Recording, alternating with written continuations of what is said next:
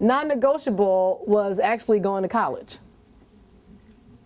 Non-negotiable was getting a job so that I could be responsible for myself and not have to be dependent on mommy and daddy to take care of me.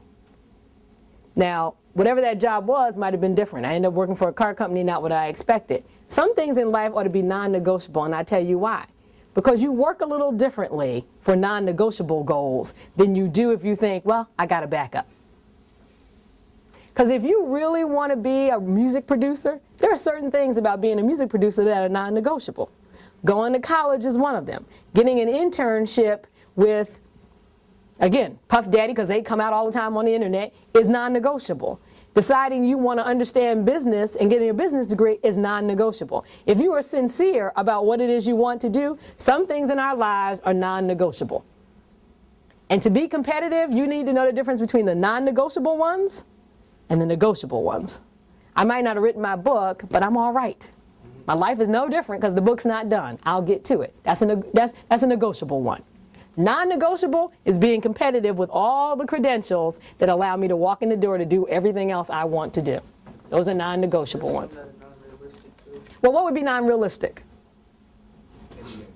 Well, no, since you said it, what would be unrealistic? Because I think it's important, because somebody might think the same thing. Well, let him finish. Like, say, like, you want to go to, like, the NBA or something, but you didn't make, like, your school team or something. How are you going to get to the NBA if you can't make, like, your school's basketball team? So what we have here is the difference between, did you do all the things that you thought were important, like did you practice every day? Did you do all that work that was necessary? No, I'm answering your question, so you're going to role play with me. Did you do everything that was necessary to get you to at least where you said, I gave 200%, and if it doesn't work out, I at least gave 200%?